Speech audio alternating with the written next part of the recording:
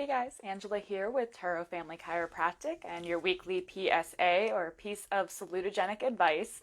So, all month long, we have been focusing on hormones and hormone health and talking about different, um, you know, things that can be affecting your hormones. And so, I really want to focus today talking about, learning to work with your hormones instead of trying to fight against what they are meant to do. And so we know, women especially, our hormones cycle throughout our life as well as throughout the month. And these shifts in hormones, especially the major shifts that happen at puberty and then again at menopause, can have some pretty uncomfortable symptoms that go with them. So, things like fatigue, bloating, changes in skin and hair, energy levels, all of those things can be affected by these major shifts in hormones. But those hormones are shifting for a specific reason, and your body needs that to happen so that you can continue to develop and grow throughout the lifetime. And the same thing is happening to an extent during the monthly shifts that happen. So, our progesterone and estrogen levels will spike and drop at different times, and this allows for ovulation and allows for the reproductive cycle to work. And so when we do things to cover up the symptoms that we experience, so, the PMS symptoms, the fatigue, the bloating, the moodiness, all of that, when we do things to cover up those symptoms, what we're doing is interfering with those natural hormone fluctuations. So yes, that may make the symptoms better. It may alleviate those symptoms, but by interfering with that natural pathway, you can potentially have a lot of negative effects on other areas of the body. Because, if you look back at some of our posts from this month, estrogen is involved in a lot more than just reproductive health. So that's what we often think about. It's what we would manipulate when we are trying to get pregnant or not get pregnant. But again, we forget that it has a much larger role in the body. So when we manipulate it artificially with birth control pills, creams, things like that, again, we might be alleviating some of those uncomfortable symptoms that we feel, but we have to look overall at what we might be impacting elsewhere in the body.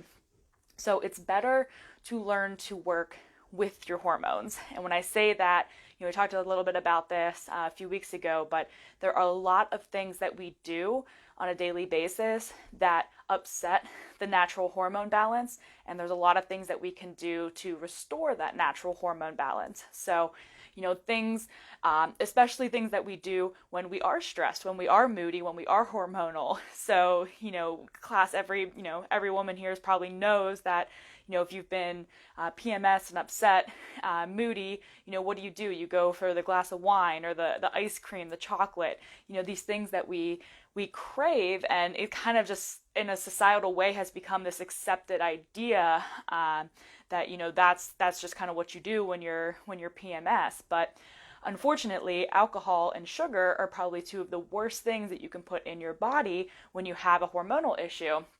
So, these things that we kind of just don't even think about, we just naturally do because we've sort of been programmed that way, actually have a really negative impact on our hormonal balance. So that's why it's really, really important to learn, specifically what's going on if you do have any issues.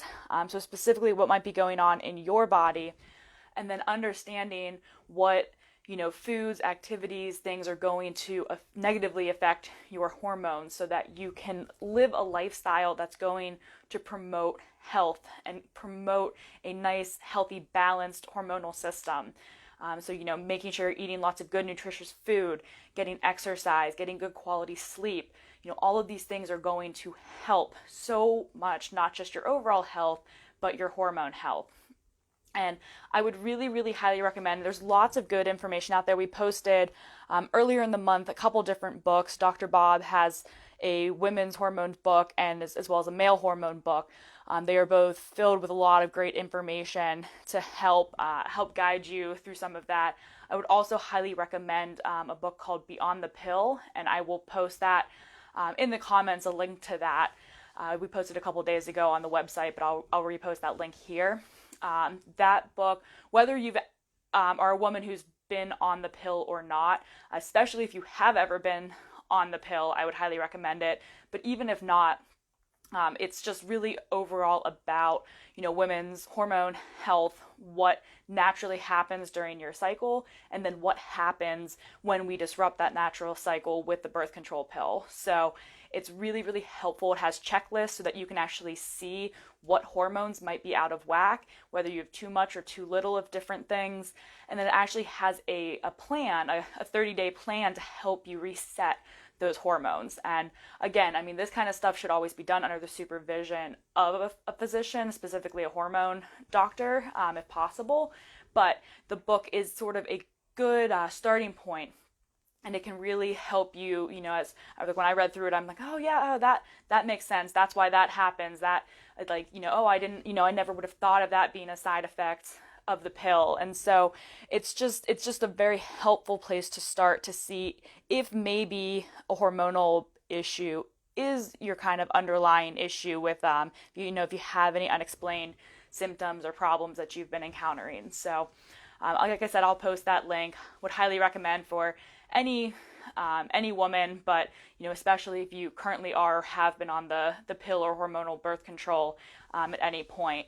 It's a really, really good read and can really just help you learn a little bit more about your body, what's normal versus what we've kind of come to accept as normal, but might not be normal or healthy or natural for your body. So as always, it's going to always be better to live a healthy lifestyle, prevent things from happening, so that you're not, down the years, 5, 10, 20 years down the road, trying to reverse and correct issues that have been growing and mounting for years, based off of, doing the things we've talked about all month long that are going to affect and disrupt those hormones.